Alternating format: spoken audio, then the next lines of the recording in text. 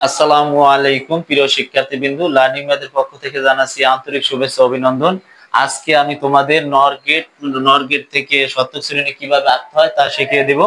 এখানে আছে প্রিয় শিক্ষার্থীবৃন্দ, এখানে হচ্ছে যে নট এবং অর গেটের সমন্বয়ে গঠিত হচ্ছে নর গেট। নট এবং অর গেটের সমন্বয়ে গঠিত হচ্ছে নর গেট। তাই এখানে নর গেটের এক বা একাধিক ইনপুট থাকতে পারে, একটি মাত্র আউটপুট থাকে।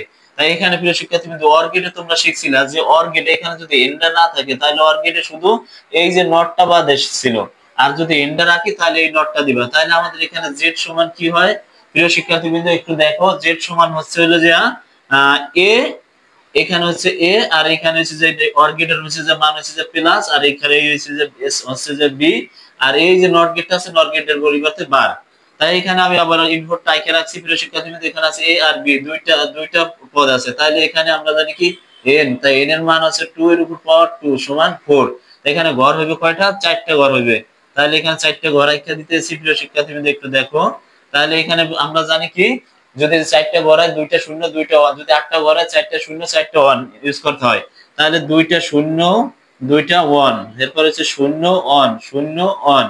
তাহলে এখানে আমাদের কি আছে, এখানে দুইটারে প্লাস করে দিব। প্লাসে প্লাসে এই শূন্য শূন্য যোগ করলে হয় শূন্য, এক আর শূন্য যোগ করলে হয় এক, এক আর শূন্য যোগ করলে হয় এক, আর এক আর এক যোগ করলে হয় লজিক ফাংশনের নিয়মে হয় এক। তাহলে প্রিয় শিক্ষার্থীবৃন্দ একটু দেখো, এখানে আছে এ প্লাস বি আর এখানে আছে এ প্লাস বি বার। তার মানে কি এ প্লাস বি এর উল্টা উত্তর হবে। এখানে যদি জিরো হয় তাহলে এখানে ওয়ান, এখানে যদি জিরো হয় তাহলে ওয়ান, যদি ওয়ান হয় তাহলে জিরো, এখানে ওয়ান আছে জিরো, এখানে আছে ওয়ান জিরো। প্রিয় শিক্ষার্থীবৃন্দ, এখানে আশা করি বুঝতে পেরেছো। আবার একবার আমি একটু বুঝিয়ে দিচ্ছি, দেখো এখানে নর কি, নর হচ্ছে যে নট এবং অর এর সমন্বয়ে গঠিত হচ্ছে নট গেট, নর গেট। তাহলে নর গেট, এখানে নর গেটের এক বা একাধিক ইনপুট থাকে, জেড সমান এ প্লাস বি বার। আর এখানে আছে দুইটা শূন্য দুইটা ওয়ান, দুইটা শূন্য দুইটা, একটা শূন্য একটা ওয়ান, একটা শূন্য একটা ওয়ান। এখানে কি করছে, এটার সাথে যোগ করে দিবে, এটার সাথে যোগ করে দিবে। আর লজিক্যাল ফাংশনের নিয়মে এক আর এক যোগ করলে এক হয়। আর এটা আছে এ প্লাস বি, এ প্লাস বি বারের হচ্ছে উল্টা, শূন্য হবে ওয়ান, শূন্য হবে ওয়ানের হবে শূন্য, ওয়ানের হবে শূন্য, ওয়ানের হবে শূন্য। আসসালামু আলাইকুম। আশা করি প্রিয় শিক্ষার্থী